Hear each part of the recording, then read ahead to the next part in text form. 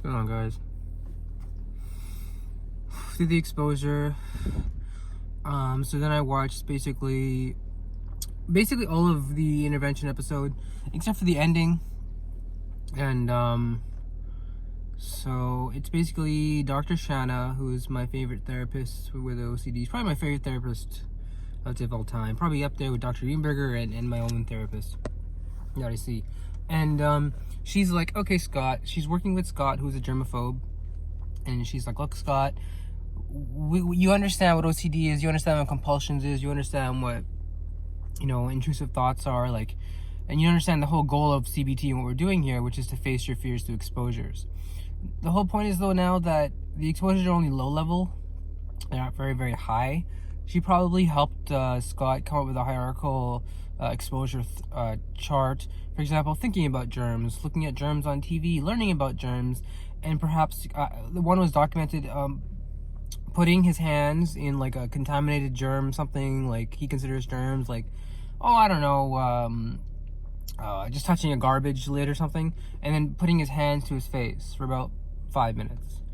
And the fact that it's long is because she wants him to be mindful of what happens to his thoughts when he puts his hands to his face, right? He's going to be infected. The brain or bacteria will enter his body. Sorry, like the bacteria will enter my brain. I will get sick. I will die, right?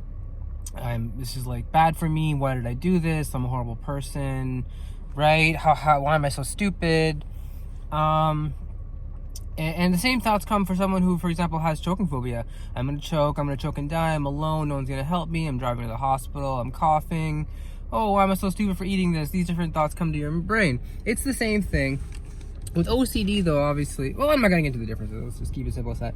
So, Dr. Shanna's advice to Scott when he says he's doing fine and he does not need any more exposure therapy. What I mean by that is, after about 5 weeks, he kind of said, look, I don't really feel like he felt not motivated. He felt like, I don't think I can, this sounds like a lot of BS. And yeah, sure, there may be some results. I just don't feel like I'm buying into therapy. I don't believe in therapy sometimes. Like, I don't believe in it. I just don't think it can help me because of my huge problems. It may help somewhat, and that's probably what we're seeing. And that's what Scott said to Dr. Shanna. And Dr. Shanna's said this back to him. She said, you can run, but you can't hide, right?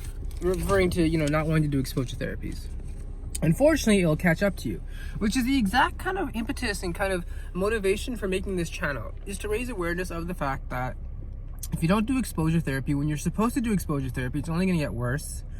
I'll give you another kind of quote. She says, you're going to face your fear, and it's going to hurt, and it's going to feel uncomfortable, but that's what's going to get you better. All right? And that's what Dr. Shanna said 5 weeks into Scott's therapy. That's what's going to get you better. My therapist said the same thing to me. When he said eating, he's like, I'd like for you to eat. And when you eat, remember that this is my medicine, right? In a way that this is the medication that you need to take. Just like, for example, if you take, medication for anything, this is the same type of medication. It's just simply your behavior. So that's CBT in a way that behavior, changes of one's behavior can become medication. For example, I've noticed I've also been drinking water a lot. Anyway, I'm trying to not get into my own type of thing. Let's talk more about Scott. So, let's talk about Scott and Dr. Shanna. So, Scott, basically, I don't know exactly what happened though. In a bid to kind of convince Scott that therapy works, Dr. Shanna was trying to explain to him how exposure therapy works. Right? Like what the point of it is. It's not just to go out there and be like this rambunctious, I'm the strongest person in the world. I'm going to face everything in the world that anybody's ever feared. It's not that. That's a personality trait or something. What it is exposing people to situations or things that they fear. Right? That's the purpose of CBT. We have them sit down with that anxiety until it comes down on its own. And it will come down so long as he doesn't do the compulsions. Compulsions are, for example, washing your hands. For me, I don't have OCD. It's very similar, though. I have specific phobias. So for me, it'd be praying excessively, or eating food only ritually slaughtered by, in the name of Allah, or listening to the Quran. These are the same things. They're almost like the same things, but psychologists call crutches for people who don't have OCD, and compulsions for people who do have OCD. And so that's basically what I watched, and I saw him go through these exposures, and it was very interesting because I'm just going to wrap up with this. One of the exposures was Dr. Shanna came over as a home visit, and she was on her period, and she basically didn't let Scott know this, and Scott's chilling there with his boyfriend, and she goes up to him and says, "How you doing?" And Scott's like, "I'm in a shitty, pissy mood." Basically, like, "I hate exposure therapy, blah, blah, blah, blah, everything sucks." She's like, "Yeah, that's cool." And so she sits down, and she says, "Hey, I'm actually on my period. Do you have I gotta use your washroom. Do you have like a trash can? You need a trash can?" Because she's aware and mindful of the fact that he doesn't use a trash can. He takes all of his trash and puts it outside in on the trash in his garage or whatever. And so he's like, yeah. He gets very annoyed, and after she's finished, she's like, "Scott, come look." It's very odd. I remember thinking about it the first time. I was like, that's odd. Why would you say it as a therapist? Come look at my period juice Kleenex trash. The point is, though, that's the whole point. He fears germs, right? He, the vaginal excretions, the vaginal blood. He calls it the fibro juice. I mean, I don't mean to be rude or judge.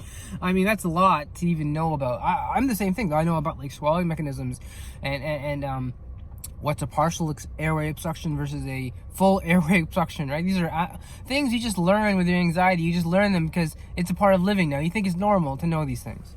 So, he obviously starts feeling, what happens is Dr. Shanna says, okay, I want you to touch the towel, not the Kleenex, that may be too much, just the towel that I washed my hands on, right? So after I cleaned myself, I washed my hands and then dried myself with the towel. I just simply want you to touch the towel, put on your face again. Another exposure, right? So what happened was he was commenting that, he did it, and he said that what happened was he was feeling a lot of heat, he was feeling hot, he was feeling a bit of shaking, and his anxiety was at 80. All right, you can see in my earlier videos, it's kind of like how he was feeling, perhaps on the verge of tears, and Dr. Shanna says, like, this is good. This is exactly what I want to see. I have a quote from here that basically says that when I see the physical manifestations of anxiety, I know the exposure is working, right? So that's exactly what you want to see when you do exposures. You want to see the physical manifestations. You want to see the work. You want to see the sweat. You want to see the, like, I can't do this and I'm still doing it. I can't believe my anxiety is this high and then it comes down. The sweating, for me, it'd be like catastrophizing and the lack of, praying or whatever. It's hard to make a distinction between OCD and OCD. Moving on. So what happened was eventually his anxiety went from an 80 to a 40. Simply through staying with it. I know it sounds crazy. Simply through being mindful of your thoughts and your anxiety levels throughout the exposure, you'll realize that it will come down. There's no way you can stay at an 80 for that prolonged period of time. So Dr. Shanna says here that, did you feel it really shoot up and come down? And that's really crucial at this point. That's the whole point of CBT. It's not to say that anxiety doesn't exist, or that people with anxiety don't suffer anxiety, or to say there's some magic bullet for anxiety. By no means. If you think that's the truth, I wish you the best in trying to find, your own sort of truth. If you're looking for scientific methods for dealing with this that basically are based in reason in the modern world, we would say that anxiety is never going to be that high for that long period of time. It will be there for periods of time. To have an 80% for 2 days continuously would be impossible. We're just not mindful enough to kind of experience that. So we learn that that's already our truth, that it's going to be that way forever, and thus we engage in avoidance behavior, thus we don't believe in therapy, thus we don't take it seriously, or don't get so motivated when we see small results. It's all about believing in it. It's all about the buy-in, is the word I use. The buy-in, the how much do you actually believe in, therapy, right? If you don't believe in therapy, then you're not gonna get better. If you believe in therapy, then you will. I remember, so just to conclude, this thought, the quote, did you really feel it shoot up and come down? That's really crucial at this point. That's what I was thinking about 2 weeks into my exposures, when I was doing my exposures and I documented them on YouTube. That's what I was thinking. I was thinking, what's important is not necessarily recording the thoughts. You know, perhaps you'll get it wrong by a couple, you know, it might be 81 or it's an 80 or an 85, it's an 80, whatever. The point is you got to realize that it's going to come down. That's the realization that's quite crucial. Not so much the recording. The recording is good. The recording is very good. The recording helps you find trends and helps you find triggers. The most important thing for dealing with your anxiety and getting it down is realizing that it will come down. Realizing that if you don't do compulsions, if you don't do crutch behaviors, if you stay mindful, if you stay with it and actually live with the anxiety, it will come down. Eventually, it will come down. Eventually. And those 5 minutes probably felt like 5 hours to Scott. It went down though, and at the end, he became more of a believer in this. He said that his boyfriend felt closer to him than he ever could have felt in his entire life, and he feels much better. He feels like, you know, he was awesome. He's like, I believe in this now. He's like, you know, and let's do this. And it's very helpful to see people who kind of converted and kind of, you know, believed in a way and sat down at the table and said, yeah, okay, I'm gonna risk some time.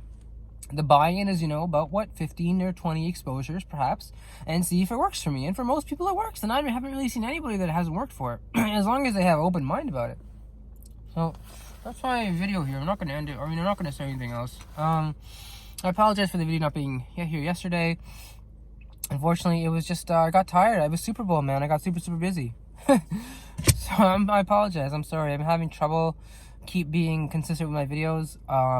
That's something I'm going to work on. It's because I have to come up with more content than simply just me, as I said, eating. So anyway, we'll talk about it later. And remember, guys, stay with it.